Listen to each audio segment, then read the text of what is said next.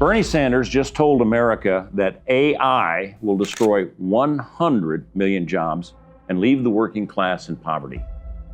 He wants to tax robots, mandate 32-hour work weeks, and force companies to put workers on their boards. You know what? I've heard this exact same prediction before. We've heard it for 200 years, and every single time the people making these predictions were dead wrong. What a crock! Today, I'm going to show you why Bernie Sanders' predictions are just the latest chapter in a very old story. A story that always ends with more prosperity, not less. If AI were destroying jobs at the scale Bernie claims, we'd see it in the numbers, but we don't. The Yale Budget Lab just published research on the labor market since ChatGPT launched. Their conclusion: stability, not disruption. The Brookings Institute reviewed the same data and said, the data are telling a different story than the AI unemployment fears. Now, current unemployment is running in the 4% range. AI is not destroying the economy. Things are very stable. But here's where it gets really interesting.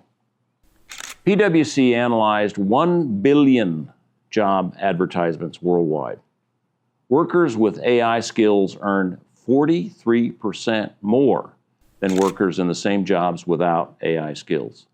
The premium was only 25% last year. The premium is growing, it's getting bigger. According to Autodesk's AI jobs report, AI engineering positions are growing 143%. Prompt engineering roles are up 136%. AI content creator roles are up 135%. The Bureau of Labor Statistics projects computer and tech occupations will grow 26% through 2033. That's 377,500 new jobs every single year. Even better, healthcare roles, nurses, therapists, medical technicians projected to grow 52%. Why? Because AI augments these workers. It doesn't replace them. Amazon added 1.4 million robots since 2012. Their workforce went from 89,000 to 1.5 million employees. Now, Singapore embraced AI more than almost any other country. Their unemployment rate today, 2.1%. Can you believe it? Now, the average AI salary in America is $153,000 a year. Entry positions start at $115,000. These aren't predictions. These are real jobs, real wages, happening right now. These are examples of what economists call creative destruction, where technology creates a new industry that replaces an old industry, and we are dramatically better off because of the exchange. So what's Bernie's answer to all of this? His answer is 5 proposals that would cripple American competitiveness. First, tax robots? Think about that. You're taxing productivity, punishing companies for becoming efficient. Margaret Thatcher said it perfectly. The problem with socialism is that eventually you run out of other people's money. That's exactly what Bernie's robot tax, taking other people's money to fund programs that don't work. Companies will stop innovating or move overseas, and we've seen this pattern before. Second, Bernie wants to mandate a 32-hour work week. France tried this in 2000 with 35 hours. The result? High unemployment, slow growth, companies moving abroad. They had to partially roll it back because it was a total failure. Third, Bernie wants to force workers onto corporate boards. Now, this creates paralyzed boards companies that can't make tough strategic decisions. Germany has a limited version of this. Bernie wants to go much further. Fourth, Bernie wants mandatory profit sharing. This removes the incentive to negotiate and develop valuable skills. Why improve if you get profits regardless of your contribution to the company? Fifth, Bernie wants a federal jobs guarantee. This is the most dangerous proposal. Government jobs don't create wealth. They just consume tax revenue. This creates a death spiral where the tax base shrinks until the system collapses. We've seen this in every socialist economy. Now, let me be very clear about what's at stake here. This isn't just about technology. It's about how our economy works. Winston Churchill said something that captures this perfectly. The weakness of capitalism, its benefits are bestowed unevenly on the most productive of society. The evil of socialism is that its miseries are bestowed upon everyone. Now think about that. Capitalism has a weakness. Some people do better than others. The most productive, the most innovative earn more. But they're creating jobs and value for everyone. Socialism. Churchill calls it an evil. Its miseries are bestowed upon everyone. We've seen this in Venezuela, Cuba, the Soviet Union, North Korea. Everyone gets poorer together. Everyone suffers equally. In a capitalist system with AI, some people will earn more by learning AI skills. Yes, the benefits are uneven, but everyone has the opportunity to participate, to learn, to adapt. In Bernie's socialist system, the government decides who wins and who loses. They tax success. They mandate operations. They redistribute based on politics, not value creation.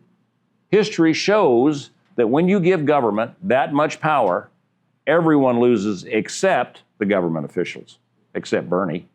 Thomas Jefferson said, "A wise and frugal government shall leave men free to regulate their own pursuits of industry and improvement, and shall not take from the mouth of labor the bread it has earned." That's exactly what Bernie's robot tax does. It takes from successful companies to fund failed government programs. Benjamin Franklin warned, "They who can give up essential liberty to obtain a little temporary safety deserve neither liberty or safety." Bernie wants you to give up the liberty to innovate in exchange for the temporary safety of protecting obsolete jobs. Franklin would tell you that that bargain costs you both.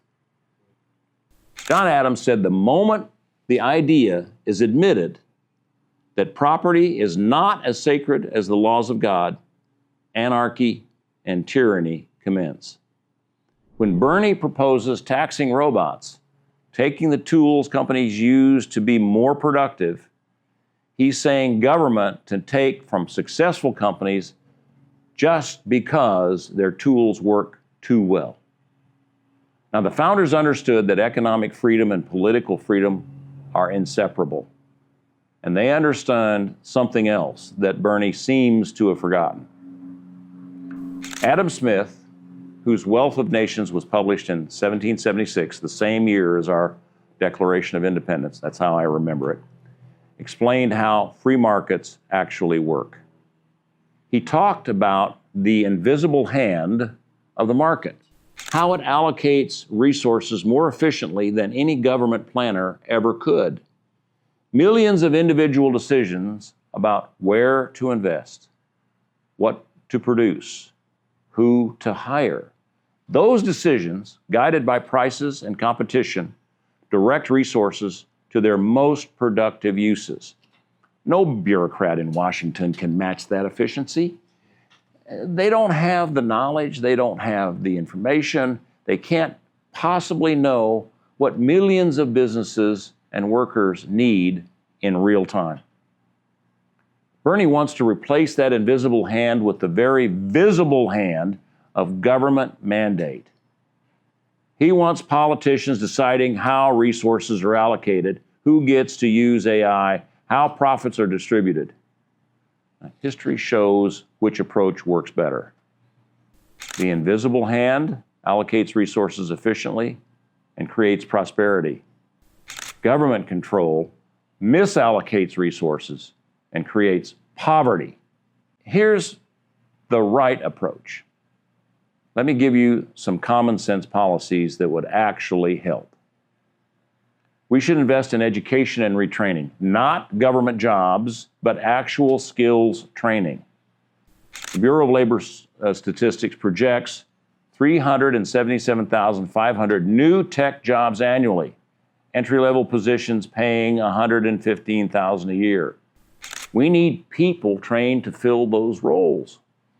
We should expand Pell Grants to cover technical participations and that lead directly to high-paying jobs. We should also remove barriers to entrepreneurship.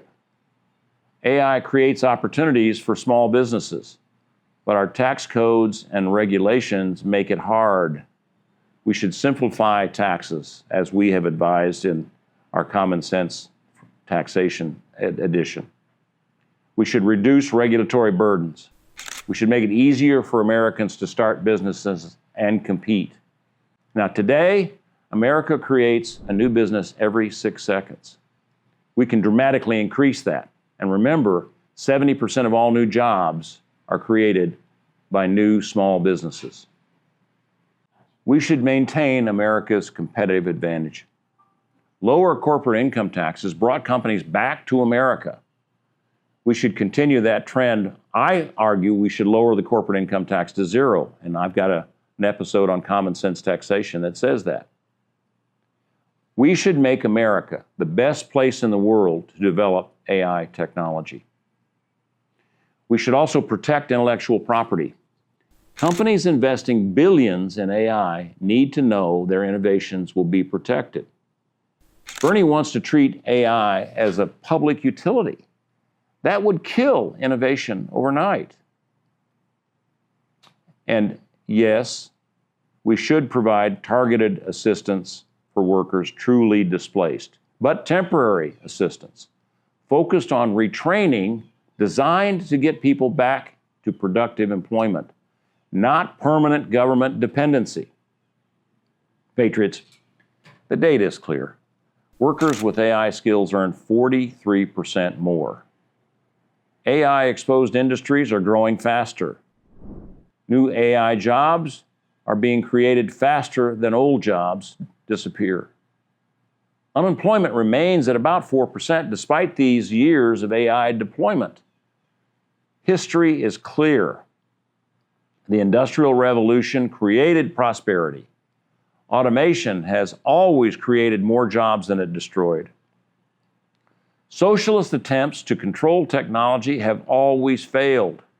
Free markets adapt faster than government mandates. The choice is clear: freedom or control, innovation or stagnation, prosperity or poverty. Bernie Sanders is trying to stop progress today. He'll lose too, but he could do a lot of damage in the meantime. I know which side I'm on. I hope you do too. Now, please share this episode with someone who's worried about AI. Let's have a national conversation based on facts and history, not fear and socialist ideology. If you found this valuable, please like us and subscribe. Leave us a comment about how AI is affecting your workplace. Next time, we'll tackle another critical issue facing America. Until then, may God bless you and yours, and may God continue to bless America.